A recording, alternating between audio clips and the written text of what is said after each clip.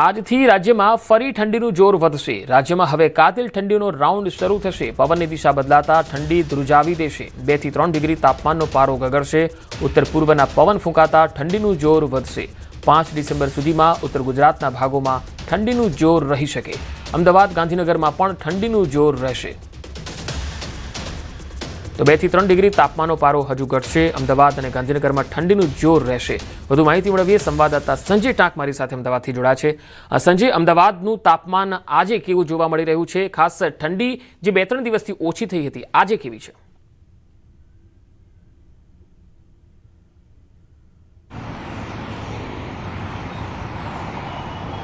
Hello जी संजय, मारो अवाज आपने આવી રહ્યો હોય તો ફરી એકવાર મારો સવાલ છે, અમદાવાદ ગાંધીનગરમાં ઠંડીનું જોર આજે કેવું દેખાઈ રહ્યું છે?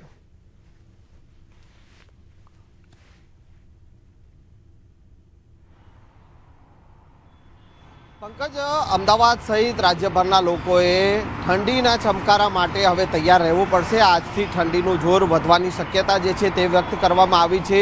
ઠંડીનો પારો જે છે તે 2 થી 3 ડિગ્રી જે આસપાસ જે ગગડે તેવી શક્યતા વ્યક્ત કરવામાં આવી છે। આગામી 5 ડિસેમ્બરથી ઠંડીનું જોર વધશે અને 7 ડિસેમ્બરે કાતિલ ઠંડીનો અનુભવ જે છે તે ગુજરાતવાસીઓને થવાનો છે। ખાસ કરીને દિતવા જે વાવાઝોડું જે છે તમિલનાડુના દરિયાકાંઠે જે ત્રાટકેલું છે તેનું જોર નબળું પડ્યું છે, પરંતુ તેની સીધી અસર જે છે તે ગુજરાતના પૂર્વ ભાગો અને દક્ષિણ ગુજરાતના સુરત, નવસારી, વલસાડ જેવા વિસ્તારોમાં જે છે તે જોવા મળવાની છે। વાદળછાયું વાતાવરણ કેટલાક ભાગોમાં જોવા મળશે। સાથે સાથે કમોસમી વરસાદની પણ આગાહી જે છે તેની શક્યતા પણ વ્યક્ત કરવામાં આવી છે।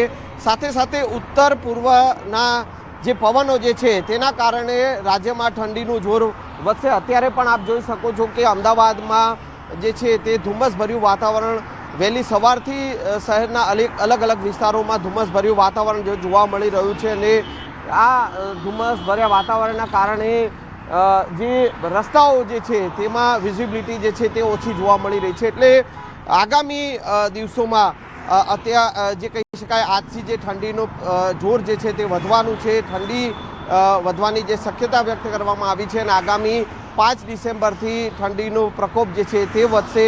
7 ડિસેમ્બરની આસપાસ જે છે તે કાતિલ ઠંડી જે છે તે ગુજરાતવાસીઓ જે છે તે અનુભવશે તે પ્રકારની શક્યતા જે છે તે વ્યક્ત કરવામાં આવી છે અને ઉત્તર પૂર્વના જે પવનોને કારણે રાજ્યમાં ઠંડીનો પ્રકોપ જે છે તે વધવાની શક્યતા વ્યક્ત કરવામાં આવી છે।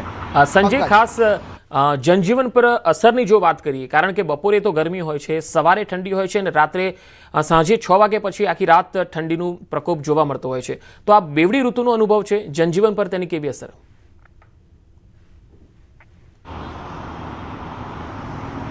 બિલકુલ પંકજ, જે છે ડબલ ઋતુનો અનુભવ ચોક્કસથી જોવા મળી રહ્યો છે। વહેલી સવારે અને સાંજ પડતાની સાથે ઠંડીનો પ્રકોપ જે છે તે જોવા મળતો હોય છે અને જે કાતિલ ઠંડી જે છે રાત્રિ દરમિયાન જે છે તે વધારે કાતિલ ઠંડીનો અનુભવ જે છે તે જોવા મળતો હોય છે। જોકે બપોર દરમિયાન ગરમીનો અનુભવ એટલે કે ડબલ ઋતુનો અનુભવ જે છે જે જોવા મળતો હોય છે વહેલી સવારે। હું ફરી એકવાર જે છે તે ધુમ્મસભર્યા વાતાવરણના દ્રશ્યો પણ હું આપને બતાવવાનો પ્રયાસ કરીશ કે અત્યારે વહેલી સવારથી જે છે તે શહેરના અલગ અલગ વિસ્તારોમાં ધુમ્મસભર્યું વાતાવરણ જોવા મળતું હોય છે।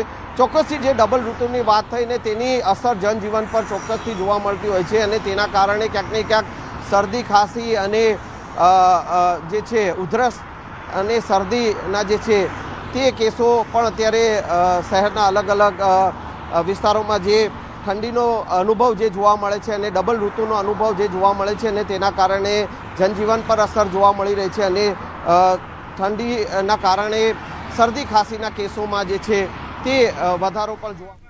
જી સંજય, આભાર માહિતી આપવા માટે। તો પવનની દિશા બદલાઈ છે। 2 થી 3 ડિગ્રી તાપમાનનો પારો આગામી દિવસોમાં ઘટતો જોવા મળશે।